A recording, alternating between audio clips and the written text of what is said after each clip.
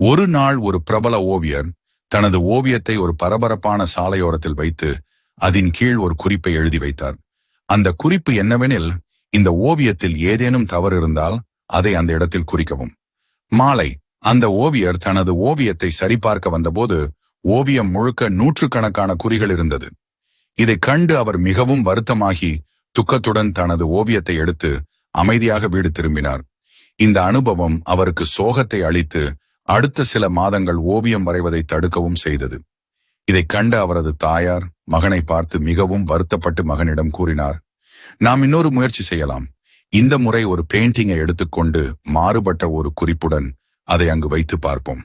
ஓவியர் சரி என்று அடுத்த நாள் அவர் அந்த பெயிண்டிங்கை அதே இடத்தில் வைத்து கீழே ஒரு புதிய குறிப்பை எழுதினார். இந்த ஓவியத்தில் ஏதேனும் தவறு இருந்தால் அதை திருத்தவும். மாலை நேரத்தில் அந்த பெயிண்டிங்கை அவர் தனது தாயுடன் சென்று பார்க்கும்போது அது காலை இட்ட மாதிரி எவ்வித மாற்றமும் இல்லாமல் இருந்தது. இந்த அனுபவம் அவருக்கு ஒரு மிகப்பெரிய உண்மையை உணர்த்தியது. குற்றம் சாட்ட பல்லாயிரம் பேர் இருப்பார்கள், ஆனால் சிக்கலை சரி செய்ய வேண்டிய போது பலரின் கைகள் காணாமல்